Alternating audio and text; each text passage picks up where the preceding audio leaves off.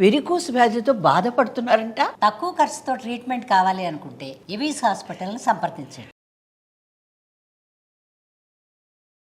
నమస్తే రమ్మగారు. నమస్తే జయ. రమ్మగారు, ఆలోచనల్ని మనసుని అదుపులో ఉంచుకోవటం ఎలా, అసలు నిజంగా అవసరమా రమ్మగారు? అవసరమే. స్కాటర్డ్గా పోకూడదు కదా బుద్ధి జయ. మనం రకరకాల పనులు చేస్తాం. ఉదాహరణకి మనం పొద్దునుంచి అనుకో, నిద్ర లేవాలి, లేచాక ఒక 2 గంటల్లో ఆఫీస్కో ఉద్యోగానికో కాకపోతే చదువుకో వ్యాపారానికో ఏదో ఒక దానికి ఇంట్లో నుంచి బయటకు వెళ్ళాలి ఒకడు, లేదా ఇంట్లో ఉన్న ఆడమనిషే ఇంట్లో పనులు చేయాలి. అవి ఉన్న పిల్లల్ని స్కూల్కి పంపించాలి, భర్తను ఆఫీస్కి పంపాలి, తను కూడా ఎక్కడికో వ్యాపారం దేనికో దానికో చిన్నదో పన్నదో ఉద్యోగానికో పెద్ద ఉద్యోగానికో వెళ్ళాలి. దీనికి ఒక ప్లానింగ్ కావాలి కదా, ఎవరికైనా కావాలిగా. కావాలి. ఈ ప్లానింగ్ వ్యవహారం జనరల్గా అందరూ చేసుకునేది. ఆడవాళ్ళు ఏం చేస్తారు, ముందు రోజు రాత్రి ప్లాన్ చేసుకుంటారు రేపు పొద్దున ఏముండాలి అని. ఏది చేసుకున్నా చేసుకోకపోయినా ఇదైతే మస్ట్ రమ్మగారు. ప్లానింగ్కి ఖచ్చితంగా ఫోకస్ కావాలి. ఒట్టి ప్లానింగ్ చేస్తే ఏమయ్యాను, ప్లానింగ్ ఇంప్లిమెంటేషన్ అనేది ఒకటి ఉందా, అంతేగా. ఇంప్లిమెంటేషన్ కూడా ఫోకస్ కావాలి. అవునా? ఇప్పుడు ప్రతి నిమిషము ప్లానింగ్ ఇంప్లిమెంటేషనే కదా జయ. ఎప్పుడు రోజులో ఎంతసేపు మనం రికామీగా ఏమీ చేయకుండా కూర్చుని ఉంటాం? అసలు మైండ్ అలా ఉండదు రమ్మగారు. లేదు, మనం ఉండలేము. ఇప్పుడు అస్సలు లేదు. ఖాళీగా ఉండటం, తాపీగా పనిచేయటం, ఎలాగోలాగా రోజు లాగటం అసలు ఇప్పుడు లేదు. మనకి ఎప్పుడు చిక్కిరి బిక్కిరిగా ఆలోచనలు మిసురుతూనే ఉంటాయి బ్రెయిన్లో. చిన్నదానికి చిన్నది, పెద్దదానికి పెద్దది. ఇప్పుడు ఈ వ్యవహారాల్లో వీటిల్లో ఒక సార్టెడ్గా ఉండేటువంటి, అంటే చిక్కు తీసినట్టుగా ఉండేటువంటి ప్లానింగు, సార్టెడ్గా ఉండేటువంటి ఇంప్లిమెంటేషను అవసరమే. లేకపోతే మనకి రోజు చాలదు. అవును.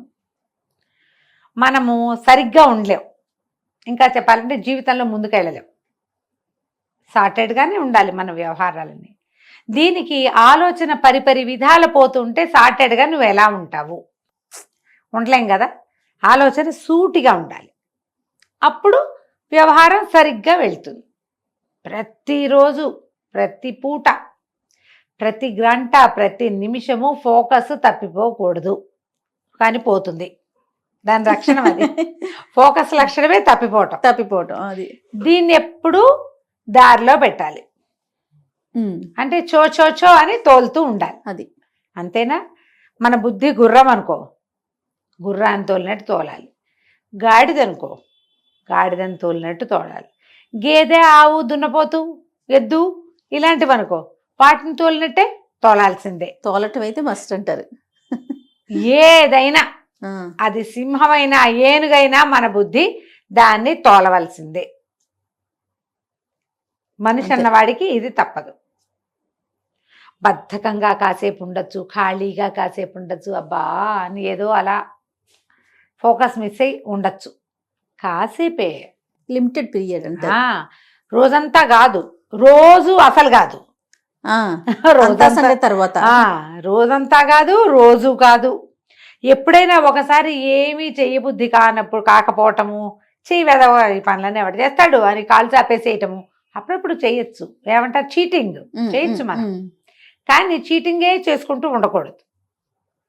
ఆలోచనలకి పదును పెట్టుకోవాలి. ఎప్పటికప్పుడు వాటి దుమ్ము దులుపుకోవాలి, వాటిని లైన్లో పెట్టుకోవాలి. ఎలా అంటే వెంటనే నీకు వచ్చింది అదే కదా. అసలు ఎలా సాధ్యం రమ్మగారు? ఎలా సాధ్యం అంటే జయ, సెల్ఫ్ మోటివేషన్. మనని మనం చోచో అనుకోవాలమ్మా. ఇప్పుడు మన బుద్ధి ఎవడో ఎంతసేపు నీకు ఎట్టప్పుడు చెప్తాడు చెప్పు. నీకో 10 ఏళ్ల పిల్ల ఉంది, అది నిద్ర లేవదు, లేటుగా లేస్తుంది, నువ్వు లేపుతావు. నిన్నెవరు లేపుతారు చెప్పు? నువ్వే లేవద్దు. అంతే, ఖచ్చితంగా మనమే లెగుస్తాం. నీకు ఒక దశ వరకు ఎవరైనా నిన్ను తోల్తారు, తర్వాత నీకు నువ్వే తోలుకోవాలి. ఇప్పుడు నువ్వు పిల్లగా ఉండగా, నువ్వు సబార్డినేట్గా ఉండగా, నువ్వు కిందవాడుగా ఉన్నప్పుడు నువ్వు తోలబడతావు, తొయ్యబడతావు, ఒక పని చేయించబడతావు. Correct point. కానీ నువ్వే పెద్ద మనిషి అయినప్పుడు నిన్ను తోలేందుకు సాధనం ఏది? అసలు ఏది అక్కర్లేదు, అది మనం ఆటోమేటిక్ గా మనమే వెళ్ళాలి. వెళ్ళాలి. ఇప్పుడు పెళ్లిళ్ళు కాకముందు ఆడపిల్లలు పొద్దున్నే లేవరు, అమ్మలన్నీ చెప్తుంటారు తొందరగా లే, ఆఫీస్ టైం అయింది, క్యాబ్ వస్తుంది, అది వస్తుంది, ఇది వస్తుంది, పెళ్లికి వెళ్ళాలి, ఏవో చెప్తారు. అవును, వాళ్ళు ఎవరు లేరు, నువ్వే ఉన్నావు. నాయన నేను లేవాలని ఫోన్లో పెట్టుకుంటావు అంతే. నీ బుద్ధి లోపల ఉంటుంది, ఎవ్వరు లేరు, నేను ఒక్కదాన్నే ఉన్నాను, నేను లేవాలి. లేదా నా వెనకాల వీళ్ళున్నారు, నేను వీళ్ళని లేపాలి, నేను వీళ్ళని లైన్లో పెట్టాలి. ఇవన్నీ ఆటోమేటిక్గా బుద్ధికి తెలిసిపోతాయి. అవును, ఎక్కడో ఉంటాయి అలా తెలుసుకోలేని మట్టి బుర్రలు. సాధారణంగా మనుషులు అట్లా ఉండరమ్మా. అవును, వాళ్ళకి తెలిసిపోతుంది. మన ఇంటికి మనమే పెద్ద, అంతే కదా. మన వాకిట్లో పని మనమే చేసుకోవాలి, మన ఆఫీసులో వ్యవహారం మందే, మనమే లేస్తాము కదా. ఇప్పుడు సహజంగా మనని మనం మోటివేట్ చేసేసుకున్నట్టేనా ఇదేమన్నా విద్య కాదు. ఆటోమేటిక్గా పరిస్థితుల వల్ల ఇది జరిగిపోతుంది. అవును కదా. అవును, సిచ్యువేషనల్ గా మనం అట్లా మారుతాం. ఈ మారిన దాన్ని పదును పెట్టుకోవాలి అంతే. నువ్వు ఇంకా కొంచెం సార్టెడ్ గా ఉండాలంటే నువ్వు దానికి ఏదైనా ప్రాణాయామం కానీ మెడిటేషన్ కానీ హెల్ప్ తీసుకోండి. ఓకే, నేనైతే ఐ సపోర్ట్ అనాలా కాదు, నేనేమనాలి, నేను ప్రతిపాదిస్తాను దేన్ని, మెడిటేషన్ని. మీకు ఫోకస్డ్గా లేము, మేము సరిగ్గా చేయలేకపోతాము, మేము జీవితంలో సక్సెస్ కావట్లేదు, ఎప్పుడు ఆల్వేస్ నేను లేట్గా వెళ్తున్నాను, ఇలాంటివి ఉంటాయి కదా జయ. ఏదో సరిగ్గా చేయలేకపోతున్నాను అనిపిస్తుందా? ఇలాంటప్పుడు మీరు మెడిటేషన్కి వెళ్ళండి. ఓకే, యాడ్ ఆన్ అవుతుంది. మీరు ఒకసారి కనుక ఇలాంటి దాంట్లోకి ఎంటర్ అయితే ఆల్రెడీ మీకు ఒక 30 years 25 years ఉండి 40s కూడా ఉండి మీరు ఒక కుటుంబానికో ఒక సంస్థకో ఒక కనీసం 4 సబార్డినేట్స్కో పైనుండి, లేదా మీరు ఎవ్రీడే ఆన్సరబుల్ పొజిషన్లో ఉండి ఇవాళ ఏం చేసావు అని అడిగితే చెప్పాల్సిన స్థితిలో మీరు ఉంటారుగా, గ్యారంటీగా. తప్పకుండా ఎక్కడో ఒక చోట ఉంటామా? అలాంటి స్థితి ఉండి ఈ పరిస్థితులకి నేను న్యాయం చేయలేకపోతున్నాను సరిగ్గా, ఎప్పుడు నేను తిట్లు తింటున్నాను, లేదా ఫెయిల్ అవుతున్నాను, లేదా ఇన్ టైం చేయలేకపోతున్నాను, అలసిపోతున్నాను, విసిగిపోతున్నాను అనిపించినప్పుడు మీరు మొదట వేసుకోవాల్సిన క్వశ్చన్, ఈ నా బ్రెయిన్ నేను చేయాల్సిన పని మ్యాచింగ్ ఉందా లేదా, బేసిక్ ఫోకస్. లేదు, పనులేమో చాలా ఉన్నాయి, ఏమిటో నా వల్ల అవటం లేదు. అప్పుడు నాకు ఇది చేత కాదా, నాకు ఫోకస్ లేదా, ఈ 2 ప్రశ్నలు రావాలి. చేతొచ్చు నీకు, ఫోకస్ లేదు, సాధారణంగా ఇదే ఆన్సర్ వస్తుంది. ఫోకస్ని పెంచుకోవటం ఎలా? మెడిటేషన్కి వెళ్ళండి. ఓకే, మీరు ఫోకస్డ్గా అవుతారు. ఆ మెడిటేషన్లో కూడా ఫోకసే అవసరం. దానికి ఏంటి, నియమబద్ధమైన ఒక పద్ధతి కావాలి. రోజు ఈ టైంకి మీరు మెడిటేషన్ కూర్చోవాలి. 10 నిమిషాలు, పావు గంట కళ్ళు మూసుకుని కూర్చుంటామా? అసలు ఫస్ట్ టైం మెడిటేషన్ చేసినప్పుడు చాలామందికి అనుభవం ఉంటుంది. నేను కూడా 10 రోజులు ఏమైనా చాలా హడావిడిగా ఉండి ఏం చేయను అనుకో, 11వ రోజున నా బుద్ధి కూడా కూర్చోదు. నేను 1 hour కూర్చోగలను కళ్ళు మూసుకుని ఏం చేయకుండా, ఆలోచించకుండా కూర్చోటం వచ్చు నాకు. ఏమీ ఆలోచించుకోకుండా గంట కూర్చుంటాను నేను. ఆ బ్రెయిన్ని బ్లాంక్ చేయడానికి ఎంత కాలం పట్టిందంటావు? ఎంతో కాలం, ఎంత సమయం, చాలా కష్టం. అలాగా మళ్ళీ గ్యాప్ వస్తూ ఉంటుంది మధ్య మధ్యలో. నేను పరిగెత్తుకొచ్చేయాలి, ఇంట్లో పనులు అవ్వవు, మనుషులు వచ్చేస్తారు, అడ్డ పనులు వస్తాయి, నేను ఇక్కడ పరిగెత్తుకుంటూ రావాలి, అక్కడ కూర్చుంటే అవ్వదు. అట్లా 7-8 రోజులు లాగిచ్చేసాను అనుకో, మళ్ళీ నేను అరగంట కూడా కూర్చోలేను. గ్యాప్ వచ్చిందంటే కూర్చోలేము, కాసేపటికే లేచి వచ్చేస్తాం. అసలు అట్లా బ్లాంక్గా ఎలా ఉంటుంది రమ్మగారు? వస్తుంది, ప్రాక్టీస్ అది. ఏం ఆలోచన రాదు, ఏం లేదు, ఒకటే ప్రశాంతత తప్పిస్తే రెండోది లేదు. దేవుణ్ణి స్మరించుకోవటం, మంత్రం అసలు ఏముండదు, ఏమీ లేవు, ఖాళీగా ఉంటాం. ఈ ఖాళీగా ఉండడానికి మీరు 1 నిమిషం ట్రై చేయండి, గంటలాగా అనిపిస్తుంది. అవునండి, కళ్ళు మూసుకుంటే నాకు గాబరా అయిపోయి అందరు పరిగెత్తేస్తున్నట్టు, ఏమిటో అయిపోతున్నట్టు, మనకే కాదు, నాకు కాదు, అందరికీ అలాగే అనిపిస్తుంది. మన చుట్టూతా ప్రపంచం అంతా పారిపోతున్నట్టు, మనమేమిటో ఇక్కడే బతుకుపోయినట్టు, అలాంటి భావాలు వస్తాయి, మొదట్లో వస్తాయి. మీరు ఇంతంతొద్దు, నేను గంట అని చెప్తున్నా మీకు. ఖాళీగా ఉంటే కూర్చుంటా గంట సేపు, మీరు అంతసేపు కూర్చోవద్దు, 10 నిమిషాలు కూర్చోండి చాలు. 10 నిమిషాల్లో మీకు 100 ఆలోచనలు వస్తాయి, ఏం పర్వాలా. 100 ఇంకెక్కువే వస్తాయి గారు, ఏం పర్వాలా. కదలకుండా కూర్చోండి, కనీసం లేవద్దు. ఓకే. స్లోగా మీ బ్రెయిన్ ఈ ఖాళీదనానికి అనుభవించడం నేర్చుకుంటుంది, చాలా స్లోగా. నేనేం చెప్పటం లేదు, ఏది చెప్పను, మంత్రం లేదు, తంత్రం లేదు, నథింగ్ డూయింగ్. పాతవి ఒక 3-4 మెడిటేషన్స్ చెప్పా. నేను ఒక ప్లాన్ తోటి ఇది నేర్చుకున్నాను జయ, చెప్తా. అది కూడా చాలా కాలమైంది చెప్పి, ఇప్పటికి మధ్య కాలంలో చెప్పాల. స్టార్టింగ్ లో మనం బీ పాజిటివ్ చేశాను చూడు, అప్పుడు చెప్పా. ఇప్పుడు మళ్ళీ చెప్తాను అదే సంగతి. ఇప్పుడు ఇక్కడ కూర్చున్నాం, మీరు ఒక చోట కూర్చున్నారు, ఏదో ఫెయిల్ అవుతాం, సరిగ్గా లేము అలా అనిపిస్తుంది. కళ్ళు మూసుకోండి ఒకసారి. నేను మాట్లాడుతున్నప్పుడే మీరు కళ్ళు మూసుకొని ఆలోచించు. నువ్వు కళ్ళు మూసుకో మొదట, నేను చెప్తాను విషయం. ఈ చిన్నప్పుడు నీకు ఒక 6-7 సంవత్సరాలు ఉన్నప్పుడు నువ్వు స్కూల్కి వెళ్ళే రోజులు గుర్తున్నాయా నీకు? ఉన్నాయి కదా. ఒకరోజు స్కూల్కి వెళ్తున్నప్పటి నువ్వు ఏమేం చేసి ఉంటావో, వన్ డే ఏదైనా పర్టికులర్గా నీకు ఇంట్రెస్టింగ్గా ఉన్నదో, నీకు గుర్తున్నదో ఒకటి గుర్తు చేసుకుని నీతో నువ్వు నడవటం మొదలుపెట్టు చాలు. నువ్వు వెళ్ళు స్కూల్లోకి, ఎవరో కనపడ్డారు వాళ్ళతో మాట్లాడతావు, ఏదో నచ్చింది స్కూల్లో క్లాస్లో ఏదో అయింది, నీవు ఫస్ట్ ర్యాంక్ వచ్చింది, లేదా నీకే మార్కులు బాగా వచ్చినాయి, నిన్ను వెరీ గుడ్ అంది టీచర్. ఒక సంతోషకరమైన ఒక సిచ్యువేషన్, ఓ 10 నిమిషాలు పడుతుంది తాపీగా ఆలోచించడానికి, మెమరీ మళ్ళీ రీకలెక్ట్ చేసుకోవడానికి. అట్లా ముందుకెళ్ళి ఆ సంతోషాన్ని అనుభవించి కళ్ళు తెరు, అంతే.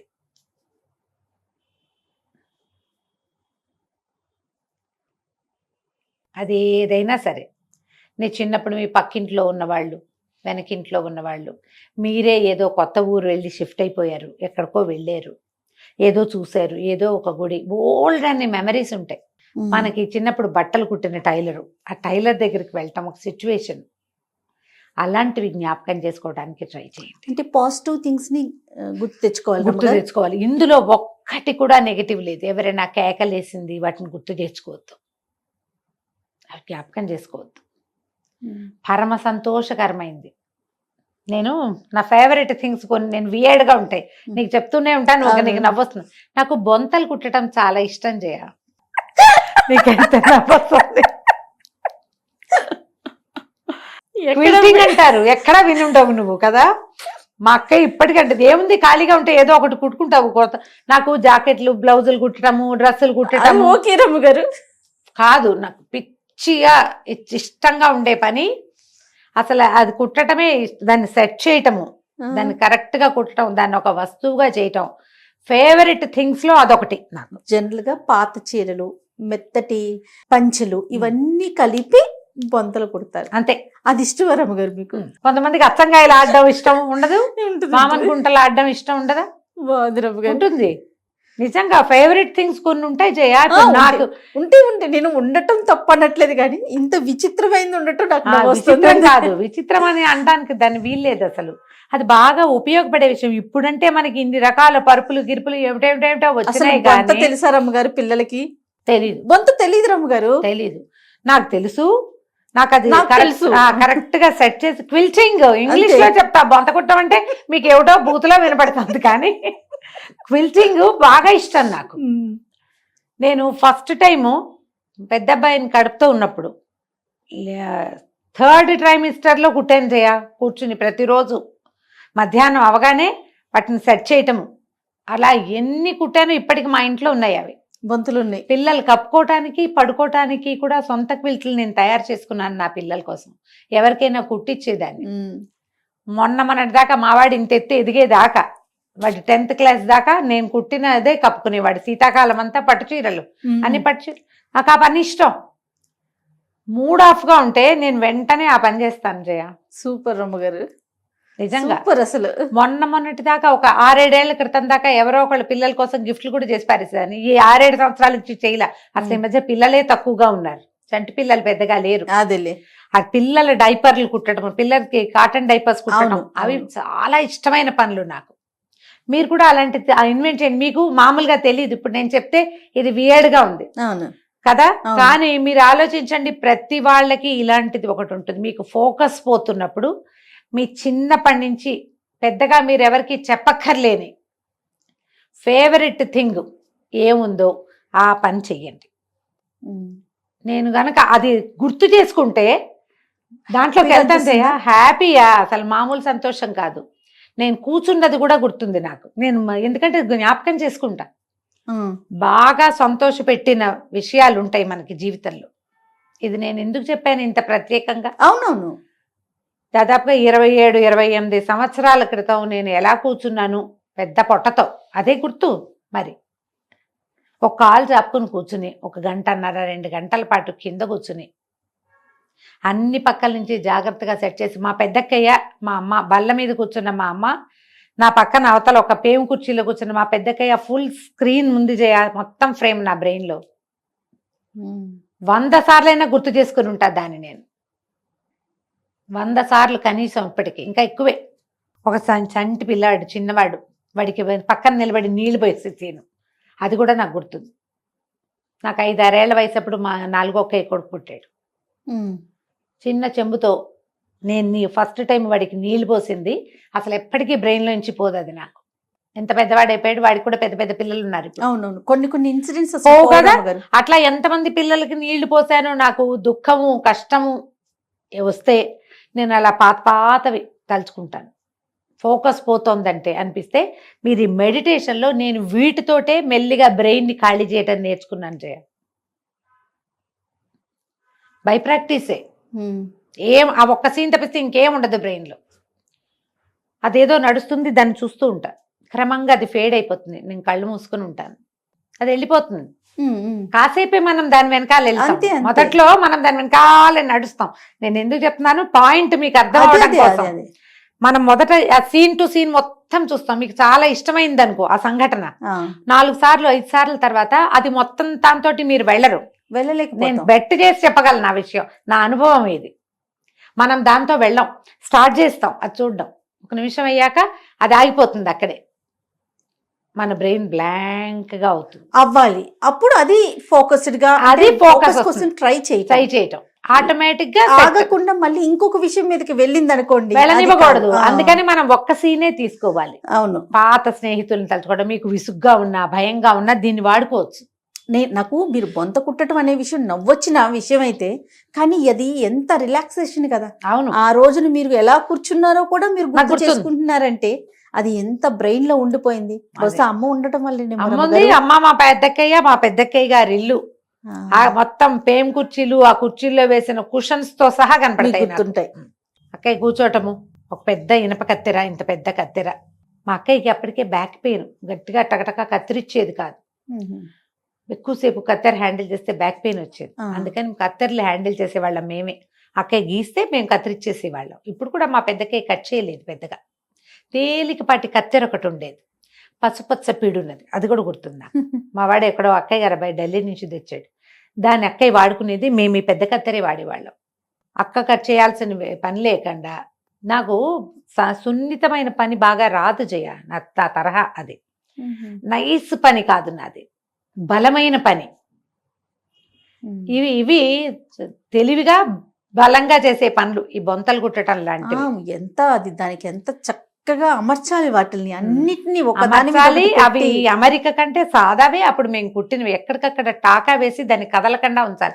6-8 కలపాలి కదా పొరల్ని ఒకేసారి టాకా వేయటం. అవును, ఒకేసారి టాకా వేయటం, టాకాని ఇట్లా ముడేయటం. అవి ఇవన్నీ ప్లాన్డ్ గా చేసే పనులే కదా. అలాంటివి వచ్చేవి నాకు. చిన్న చిన్న ఎంబ్రాయిడరీ, నీట్ కాదు ఎంబ్రాయిడరీ వచ్చు, కానీ మా పెద్దక్కయ్య వాళ్ళు కొంచెం పని, నీట్ పని చాలా, అంటే ప్రొఫెషనల్ కుట్లు వాళ్ళవి. మంది అంత కాదు, బొంత కుట్టని ఎక్కిరిచ్చేవాళ్ళు, కరెక్ట్గా అదే పని అనమాట. మీరు ఆలోచించండి. ఇప్పుడు నేను ఇంత మాటలు ఎందుకు చెప్తున్నానంటే, ఈ రోజున మనకున్న ప్రెషర్స్ కానీ, మన మనసు పరిపరి విధాలుగా పోతూ ఏం చేయాలో తెలియని స్థితి మనకి ఎక్కువగా ఉంది. ఎందుకంటే మనకి మనుషులు లేరు. ఇంత సమూహం ఉన్నా మనం వాళ్ళతో షేర్ చేసుకోలేకపోతున్నాం. ఎందుకంటే మనం జడ్జి చేయబడతామన్న భయం ఒకటి ఉంటుంది మనకి, చిన్నబుచ్చుకోవాల్సి వస్తుంది. అప్పుడు మనతోటి మనమే కదా మాట్లాడుకోవాలి, మనని మనమే సరి చేసుకోవాలి కదా. దానికి ఇవి మార్గాలుగా ఉంటాయి. ఇది నా సొంత ఐడియా జయ, నా ఓన్ ప్లానింగే. బ్రెయిన్ ఖాళీ చేయటం నేను నేర్చుకున్నాను అట్లా. ఎంత అద్భుతమైన ఐడియా రమ్మగారు. బాధలు కష్టాలు ఎవరికి ఉండవు జయ, అందరికీ అన్నీ ఉంటాయి కదా. ఇప్పుడు మన పెద్ద కుటుంబంలో ఉన్న మీది చిన్న కుటుంబం అయినా ఎక్కడైనా తప్పవు కదా బాధలు, ఇబ్బందులు, చికాకులు, ఏం చేయాలో తెలియని స్థితి. వాటిలలో నుంచి అయితే అనారోగ్యాలు, చతకాంతనాలు, ఏదో సరిపెట్టుకోలేనితనము, ఇవన్నీ వస్తాయి మనకు. మనుషులం కదా మనం, అంతే కదా. ఇవే వస్తాయి. వీటన్నిటికీ తోడు రమ్మగారు ఆర్థిక సమస్యలు, అదొక పెద్ద ప్రాబ్లం. అసలు అన్నిటికీ మూల కారణం అది అనిపిస్తుంది. అది అనిపిస్తుంది. అది కూడా దాని తర్వాత ఆరోగ్య సమస్య. ఆరోగ్య సమస్యలు. వీటిలో నుంచి బయటపడడానికి అంటే దీనికి మనం రెడీగా ఉండడానికి ఇది ఉపయోగపడుతుంది. అంతే. మీరు ప్లాన్డ్ మెడిటేషన్ బోల్డ్ అని రకరకాలని వాటిలోకి వెళ్ళండి, లేదా నేను చెప్పిన ఈ ప్లాన్ ట్రై చేసి డెఫినెట్ గా చాలా హాయిగా ఉంటుంది. బెస్ట్ థింగ్ అన్నమాట. ఓకే, నేను మాత్రం పర్సనల్ గా చాలా ఇంప్రెస్ అయ్యాను రమ్మగారు. డామ్ షూర్ గా నేను ట్రై చేస్తాను. అది ఎంతసేపు ఉండగలుగుతానో చెప్పాలి. అదే రైట్ రమ్మగారు, నమస్తే. నమస్తే జయ.